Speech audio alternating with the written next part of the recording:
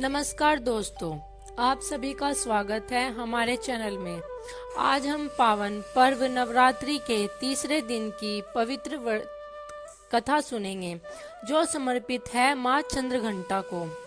जो भी इस कथा को श्रद्धा से सुनता है या सुनाता है, उसकी मनोकामनाएं अवश्य पूर्ण होती है। माँ चंद्रघंटा का स्वरूप। माँ चंद्रघंटा के मस्तक पर अर्धचंद्र के आकार की घंटी विराजमान है।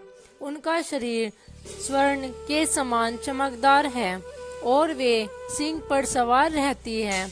उनके 10 हाथ हैं, जिनमें विभिन्न अस्त्र शस्त्र हैं। उनका यह रूप अत्यंत वीर, तेजस्वी और भक्तों की रक्षा करने वाला है। वर्त कथा प्रारंभ। पौराणिक कथा के अनुसार माँ चंद्रघंटा देवी पार्वती का ही एक दिव्य रूप है। जब देवी पार्वती ने कठोर तपस्या करके भगवान शिव को पति रूप में प्राप्त किया, तब उनके विवाह का समय आया। विवाह के दिन जब भगवान शिव बारात लेकर आए, तो उनका स्वरूप अत्यंत विचित्र था। शरीर पर भस्म, गले में सर्प और हाथ में भूत प्रेतों की सेना। यह दृश्य देखकर माता पार्वती के माता पिता और सभी लोग भयभीत हो गए। तब माता पार्वती ने स्थिति को संभालने के लिए एक दिव्य और सौम्य रूप धारण किया, जिससे शिव जी का उग्र रूप शांत हुआ और विवाह संपन्न हुआ। विवाह के पश्चात माता ने चंद्रघंटा का रूप धारण किया। उनके मस्तक पर आधे चंद्र के समान घंटी सुशोभित हुई, जिसकी ध्वनि से दुष्ट शक्तियां कांप उठती थी। असुरों का विनाश। एक समय दुष्ट असुर ने स्वर्ग और पृथ्वी पर आतंक मचा रखा था। देवताओं ने माँ से प्रार्थना की। तब माँ चंद्रघंटा ने युद्ध का रूप धारण किया और सिंह पर सवार होकर असुरों का संहार किया। उनकी घंटी की भयंकर ध्वनि से असुरों की सेना भयभीत हो गई और माँ ने अपने अस्त्र शस्त्रों से उनका नाश कर दिया।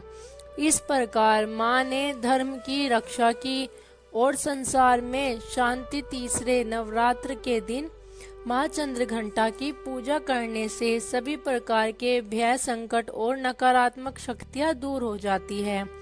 भक्तों का साहस, आत्मविश्वास और शांति की प्राप्ति होती है। इस दिन विशेष रूप से दूध, खीर, मिठाई का भोग लगाना शुभ माना जाता है। प्राचीन समय में जब दुष्ट असुरों का अत्याचार अत्यधिक बढ़ गया था, तब देवता अत्यंत चिंतित हो उठे। असुरों ने स्वर्ग लोक पर अधिकार कर लिया था और देवताओं को वहां से निकाल दिया था। सभी देवता मिलकर ब्रह्मा, विष्णु और भगवान शिव के पास गए और अपनी पीड़ा सुनाई। देवताओं की व्यवस्था सुनकर तीनों देव अत्यंत क्रोधित हुए और उनकी तेज से एक दिव्य शक्ति प्रकट हुई। वही थी आदि शक्ति माँ। यह शक्ति देवी पार्वती का ही रूप थी, जिन्होंने आगे चलकर चंद्रघंटा स्वरूप धारण किया।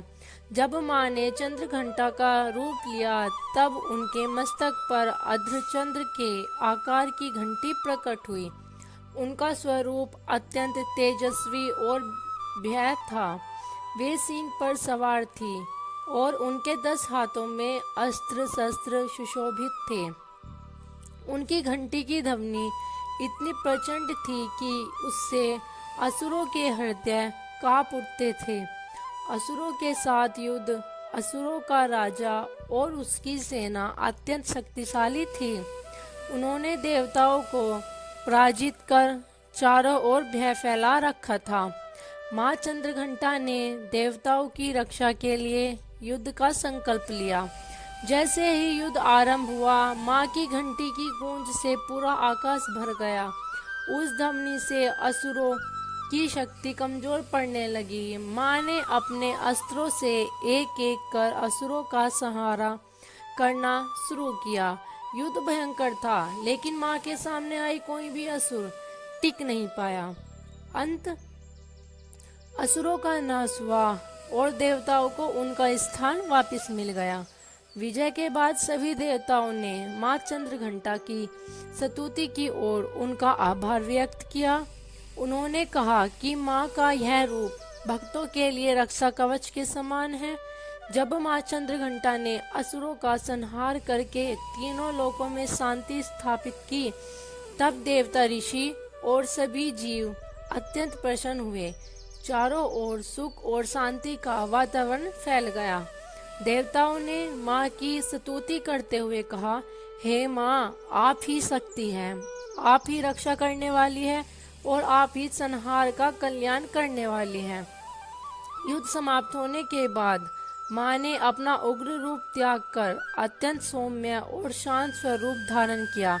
इस रूप में वे भक्तों को आशीर्वाद देने लगी। उनके चेहरे पर करुणा और ममता झलक रही थी। उनकी घंटी की ध्वनि अब भय का नहीं बल्कि शांति और सकारात्मक ऊर्जा का प्रतीक बन गई।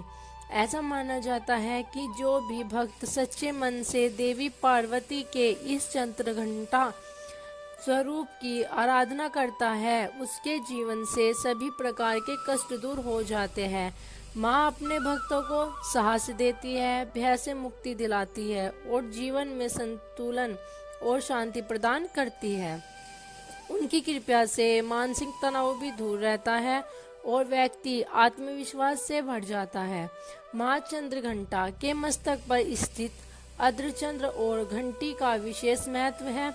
घंटी की ध्वनि नकारात्मक शक्तियों को दूर करती है और वातावरण को पवित्र बनाती है। यह ध्वनि हमारे मन और आत्मा को भी शुद्ध करती है। व्रत और साधन का फल। तीसरे नवरात्रि के दिन माँ चंद्रघंटा की पूजा करने से जीवन के सभी भय समाप्त होते हैं, शत्रुओं पर विजय प्राप्त होती है और साधक को आध्यात्मिक शक्ति प्राप्त होती है।